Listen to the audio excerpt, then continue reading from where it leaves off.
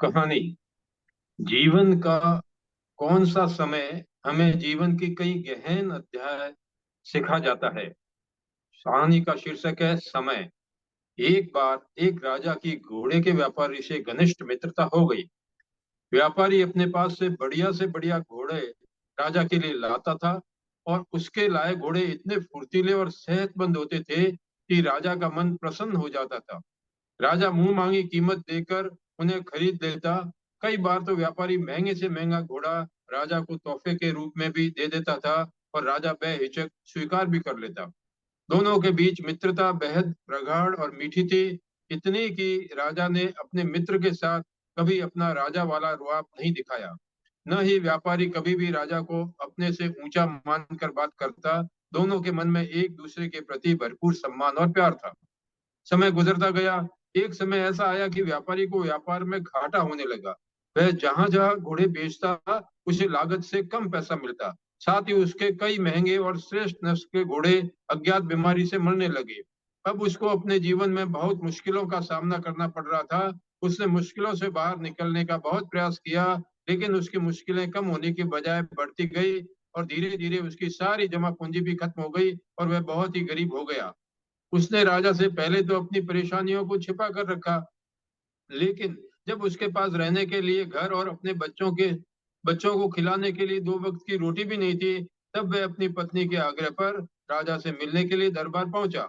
उसने राजा को अपनी परेशानियों के बारे में बताया और राजा से कुछ रुपयों की सहायता की गुहार की। लेकिन जब वह व्यापारी राजा से सहायता मांग रहा था, तब उस व्यापारी की गर्दन शर्म से झुकी जा रही थी। राजा ने व्यापारी की सारी बातें बहुत ही ध्यान और धैर्यता पूर्वक सुनी। फिर राजा ने व्यापारी से पूछा कि मित्र, तुम में क्या क्या करने की योग्यता है। व्यापारी ने थोड़ा सोचा, फिर कहा, मैंने जीवन भर घोड़ों से संबंधित ये काम किया है। बहुत समय पहले मैंने चाबुक बनाने का प्रशिक्षण लिया था। शायद वह मैं अच्छी तरह से बना सकता हूँ। राजा ने मन ही मन कुछ सोचा और तुरंत अपने खजांची से कहा, मेरे मित्र को 500 मुद्रा दे दिए जाएं और यह जब भी और जितनी भी बार आए, इन्हें 500 मुद्राएं बिना किसी सवाल के दे दी जाए। राजा की बात सुनकर पहले व्यापारी को थोड़ा अजीब महसूस हुआ, क्योंकि 500 मुद्राएं बहुत ही कम थी। लेकिन उसने बिना कुछ कहे मुस्कुराते हुए राजा की सहायता को स्वीकार कर लिया। इस तरह समय बीतता गया। व्यापारी जब भी दरबार में आता, खजांची बिना कुछ पूछे किसी सवाल के उसे 500 मुद्रा दे देता। व्यापारी भी हर बार पूरी मेहनत और लगन के साथ चाबुक बनाता, लेकिन कुछ न कुछ कमी रहने के कारण उसे अक्सर लागत से भी कम मूल्य मिलता। पर राजा की मदद से उससे अपने परिवार वालों को लिए दो वक्त का खाना जुटाने में कोई दिक्कत नहीं आती थी। कुछ महीने ऐसे ही निकल गए, लेकिन व्यापारी ने हार नहीं मानी और वह बहुत ही मेहनत और लगन से चाबुक बनाकर बेचने का काम करता रहा। और वह हमेशा चाबुक को पहले की तुलना में बेहतर बनाने की कोशिश करता था। धीरे धीरे व्यापारी का हाथ सधने लगा और उसकी चाबुक पहले की तुलना में बहुत अच्छी बनने लगी। अब उसे थोड़ा थोड़ा मुनाफा भी होने लगा। उसने अपने घर को फिर से व्यवस्थित करना प्रारंभ कर दिया। धीरे धीरे जब उसके पास पर्याप्त धन इकट्ठा हो गया, तो उसने सोचा कि चाहे राजा ने उसे पैसा अपना मित्र समझ के दिया, लेकिन अब उसकी स्थिति पहले से बहुत बेहतर हो गई है और उसका फर्ज है कि राजा ने जितना पैसा दिया उसे धीरे धीरे करके वह चुका दे। वह 500 मुद्रा लेकर खजांची के पास पहुंचा और आग्रह किया कि आप ये मुद्राएं राजकोष में जमा कर दीजिए। खजांची ने हाथ जोड़कर मना कर दिया। उसने कहा कि मेरे पास सिर्फ आपको 500 मुद्रा देने का हुक्म है। आपसे पैसे लेने का मुझे कोई अधिकार नहीं है, क्योंकि मुझे ऐसा कोई भी आदेश नहीं मिला है। आप चाहे तो और पैसा यहाँ से ले जा सकते हैं, पर मैं आपकी दी हुई रकम जमा नहीं कर सकता। खजांची की बात सुनकर व्यापारी को बहुत ही आश्चर्य हुआ। अब व्यापारी मुद्राएं लेकर दरबार में पहुंचा और राजा को वह मुद्रा देते हुए कहा, राजन, आपकी कृपा से अब मेरा व्यापार ठीक ठाक चलने लगा है और अब मैं थोड़ा थोड़ा करके आपसे लिया उधार वापस करना चाहता हूँ, लेकिन खजांची इसे स्वीकार नहीं कर रहे हैं। राजा ने व्यापारी की बात सुनकर मुस्कुराते हुए खजांची से कहा, अब मेरे यह मित्र आपके पास जब भी आए और जितना भी पैसा मांगे, आप बिना किसी लिखा पढ़ी के उन्हें तुरंत मन मांगी मुद्राएं दे देना।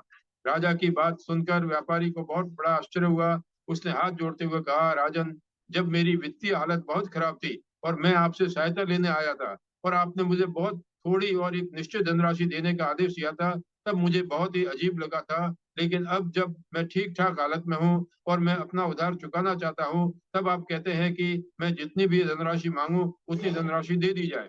लेकिन जब मुझे ज्यादा धनराशि की जरूरत थी तब आपने मुझे एक छोटी और निश्चित धनराशि ही दी, ऐसा क्यों? तब राजा ने मुस्कुराते हुए कहा, मित्र, अगर मैंने तुमको उस समय बहुत सारी धनराशि दे दी होती तो हो सकता था कि इतनी धनराशि देखकर तुम्हें काम करने की कोई इच्छा नहीं होती और तुम आलसी हो जाते और आगे के जीवन के बारे में कुछ भी नहीं सोचते। हो सकता है अकर्मण्यता के कारण तुम और बुरी स्थिति में पहुंच जाते। लेकिन जब तुमको एक सीमित मात्रा में धनराशि दी गई तो तुम्हारे मन में इस राशि का सही ढंग से उपयोग करने करके अपने और अपने परिवार की स्थिति को सुधारने का विचार आया और तुमने अपने अंदर के हुनर को पहचाना और लगन और निष्ठा के साथ काम करना आरंभ किया। तुम्हारे सामने अपने परिवार को सारी सुख सुविधा देने का एक लक्ष्य था, इस कारण से तुम अपने हुनर को भी तराशते रहे। राजा ने कहा, जब हम अपने जीवन में किसी लक्ष्य के साथ आगे बढ़ते हैं और उस लक्ष्य को पूरा करने के लिए अपने अंदर के कौशल को निखारते रहते हैं तो हमें सफलता निश्चित ही मिलती है।